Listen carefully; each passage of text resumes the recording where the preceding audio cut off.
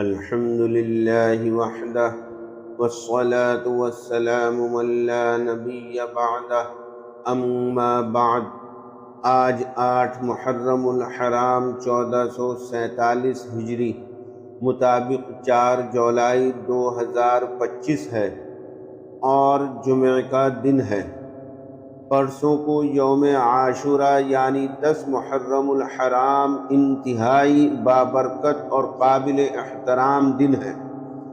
اس وقت میں آپ کے سامنے 10 محرم کے تعلق سے کچھ دین کی باتیں عرض کروں گا۔ سب سے پہلے آپ اچھی طرح اس بات کو یاد کر لیں کہ 10 محرم کو صرف 2 کام شریعت سے ثابت ہیں۔ ان کے علاوہ جو اور کام کیے جاتے ہیں وہ شریعت سے ثابت نہیں۔ ان کو عبادت یا ثواب سمجھنا غلط ہے۔ ان سب کاموں سے آپ بھی بچیں اور اپنے تمام متعلقین کو بھی ان کے کرنے سے منع کریں۔ صرف 2 کام 10 محرم کو کرنے ہیں۔ نمبر 1 روزہ رکھنے کا اہتمام۔ نمبر 2 اپنے گھر والوں کے خرچ میں وسعت اور فراخی کرنا۔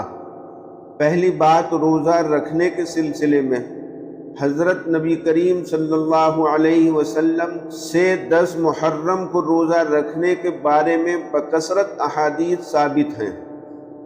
ایک ان میں سے یہ حدیث پاک ہے، عن ابی قتادہ رضی اللہ تعالی عنہ قال قال رسول اللہ صلی اللہ علیہ وسلم انی احتسب علی اللہ ان یکفر السنة التي قبلہ۔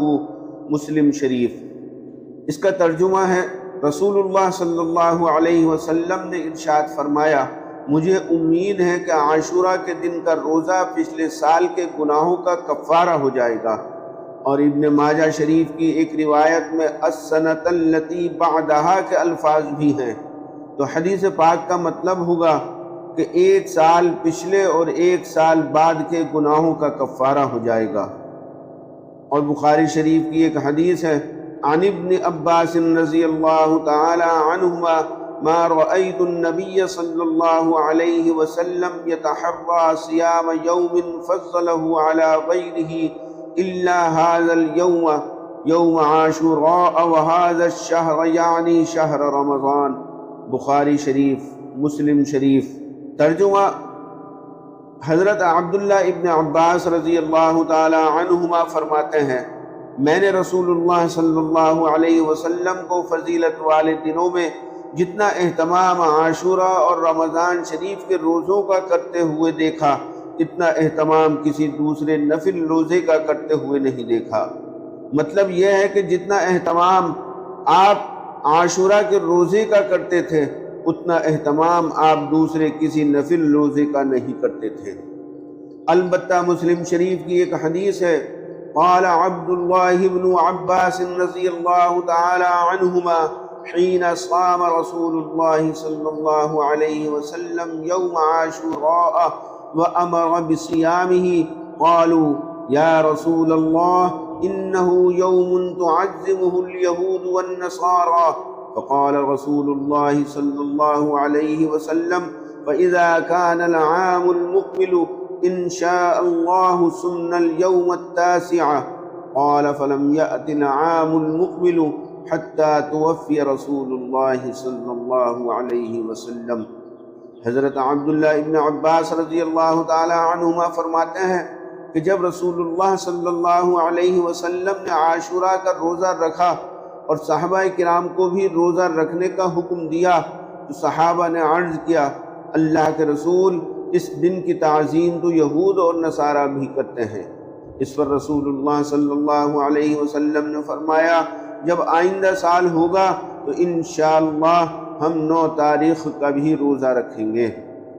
حضرت عبداللہ فرماتے ہیں، اس کے بعد آئندہ سال کا 9 محرم نہیں آیا تھا کہ اس سے پہلے ہی رسول اللہ صلی اللہ علیہ وسلم وفات پا گئے۔ مجدد الملت، حکیم الامت حضرت مولانا شاہ اشرف علی صاحب تھانوی نور اللہ مرقدہ نے اپنی کتاب خطبات الاحکام میں ایک حدیث پاک نقل کی ہے، قال رسول اللہ صلی اللہ علیہ وسلم صوموا عاشوراء وخالفوا فيه اليهود وصوموا قبله يوما وبعده يوما۔ رسول اللہ صلی اللہ علیہ وسلم نے ارشاد فرمایا، عاشورہ کا روزہ رکھو اور یہود کی مخالفت کرو کہ عاشورہ کے ساتھ ایک دن پہلے یا بعد میں ایک روزہ رکھ لو۔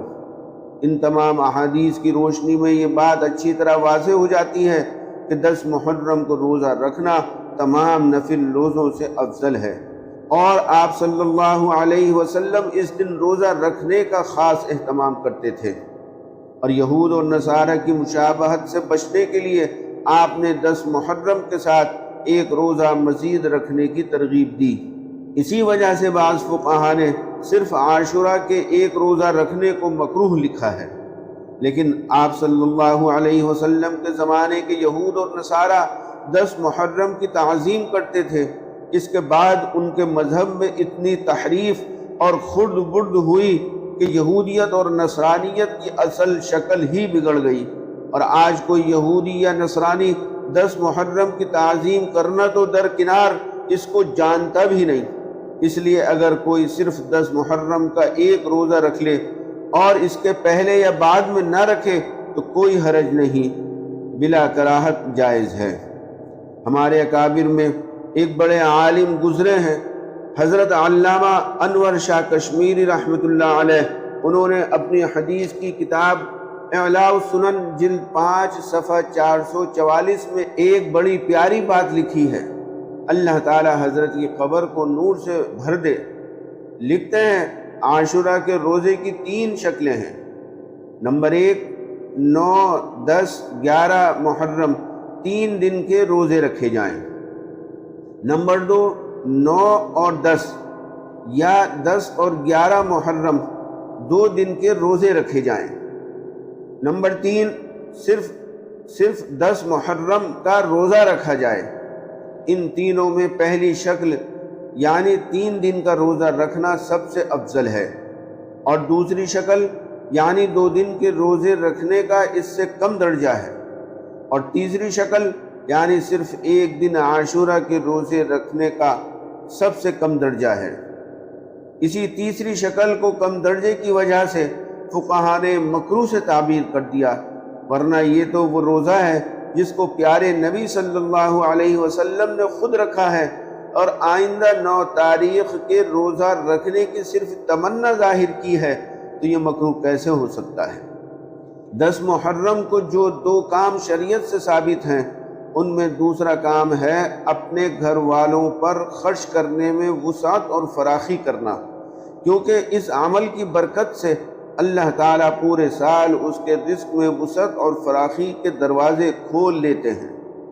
ایک حدیث پاک میں رسول اللہ صلی اللہ علیہ وسلم نے ارشاد فرمایا، من وسع علی عیالہ فی النفقۃ یوم عاشوراء وسع اللہ علیہ سائر سنتہ۔ مشکات شریف حدیث نمبر 1926۔ ترجمہ: جو شخص عاشورہ کے دن اپنے گھر والوں پر خرچ کرنے میں وسعت اور فراخی کرے گا تو اللہ تعالیٰ پورے سال اس کے رزق میں وسعت اور فراخی کریں گے۔ ایک بڑے درجے کے محدث ہیں حضرت سفیان ثوری رحمۃ اللہ علیہ، وہ فرماتے ہیں، اِنَّا قَدْ جَرَّبْنَاهُ فَوَجَدْنَا، ہم نے اس کا تجربہ کیا تو ایسا ہی پایا۔ اس ناکارہ نااہل نے بھی آج سے تقریباً 25 سال پہلے جب اس حدیث پاک کو سنا تھا تب سے اس پر عمل کرتا آ رہا ہے، اور الحمدللہ پیارے نبی نے جیسا فرمایا تھا ویسا ہی اس کو بابرکت پا رہا ہوں۔ یہاں ایک بات بیان کرنا ضروری ہے۔ رات میرے ایک دوست کا فون آیا، وہ معلوم کرنے لگے کہ مفتی صاحب، اگر وسعت اور فراخی کرنے کے لیے کھانا بنوا کر محلے اور غریبوں میں تقسیم کرایا جائے اور لوگوں کو بلا کر ان کی دعوت کی جائے تو کیا حکم ہے؟ میں نے عرض کیا کہ حدیث پاک کے الفاظ ہیں، من وسع علی عیالہ فی النفقۃ، یعنی جو شخص اپنے گھر والوں پر خرچ کرنے میں وسعت و فراخی کرے۔ اس سے معلوم ہوا کہ یہ فضیلت اپنے گھر والوں پر خرچ کرنے سے حاصل ہوگی، نہ کہ محلے اور غریبوں میں تقسیم کرا کر یا لوگوں کو دعوت کھلا کر۔ پھر کہنے لگے، اگر بہنوں کو اپنے گھر بلا کر جمع کر لیں اس میں تو کوئی حرج نہیں۔ میں نے کہا کہ بہنوں کے گھروں کی برکت کو آپ اپنے گھر کیوں کھینچ رہے ہیں؟ اپنے تمام بہنوئی حضرات سے کہیں کہ وہ بھی اپنے گھر والوں پر خرچ کریں تاکہ بہنوں کے گھروں میں بھی رزق میں وسعت اور فراخی پیدا ہو۔ 10 محرم کو گھر والوں پر خرچ کرنے کی تمام احادیث اگرچہ ضعیف درجے کی ہیں، لیکن یہ احادیث متعدد صحابہ کرام سے منقول ہیں، اس لیے ان میں قوت پیدا ہو جاتی ہے اور ان پر عمل کرنا درست ہو جاتا ہے۔ البتہ ان باتوں کا خیال رکھنا ضروری ہے۔ نمبر 1، اپنے گھر والوں پر خرچ کیا جائے۔ نمبر 2، لوگوں کو بلا کر دعوت کا انتظام نہ کیا جائے۔ نمبر 3، محلے اور بستی میں تقسیم کو عام نہ کیا جائے۔ نمبر 4، فضول خرچی اور اسراف نہ کیا جائے۔ نمبر 5، ریاکاری اور دکھلاوا نہ کیا جائے۔ نمبر 6، خلاف شرع کوئی کام نہ کیا جائے۔ نمبر 7، قرض یا ادھار لے کر نہ کیا جائے۔ نمبر 8، اپنی حیثیت سے زیادہ نہ کیا جائے۔ اور آخر میں ایک بات عرض کر دوں کہ میرا خیال یہ ہے کہ یہ وسعت اور فراخی کرنا صرف کھانے پینے کی چیزوں میں ہی نہیں ہے۔ اگر گھر والوں کو کپڑے، جوتے یا کسی دوسری سامان کی ضرورت ہو تو ان میں خرچ کرنے سے بھی یہ فضیلت حاصل ہو جائے گی، اور اگر ان کو نقد رقم کی ضرورت ہو تو روپیے دینے سے بھی اس پر عمل ہو جائے گا۔ اور دوسرا میرا خیال یہ ہے کہ گھر والوں پر وسعت اور فراخی کا مطلب یہ ہے کہ آپ کا روزمرہ جتنا خرچ کرنے کا معمول ہے اس میں اضافہ کر دیں۔ مثلا کوئی شخص روزانہ اپنے گھر والوں پر 300 روپیے خرچ کرتا تھا، وہ 400 یا 500 روپیے خرچ کر دے، اور جو شخص 500 روپے خرچ کرتا تھا وہ 6 یا 700 روپے کر دے، اور 1000 والا 1200-1300 کر دے۔ اور اللہ تعالیٰ نے جن کو گنجائش دی ہے وہ آسانی کے ساتھ اپنی گنجائش کے مطابق جتنا زیادہ خرچ کر سکتے ہیں وہ کر دیں۔ لیکن یہ نہ کیا جائے کہ 500 روپے خرچ کرنے والا جس کی حیثیت زیادہ خرچ کرنے کی نہیں ہے وہ 2-2500 روپے 5000 روپے خرچ کرے اور اپنے آپ کو تنگی اور پریشانی کے اندر ڈالے۔ اللہ تعالی ہم سب کو سنت اور شریعت پر عمل کرنے کی توفیق عطا فرمائے۔ وآخر دعوانا ان الحمد للہ رب العالمین۔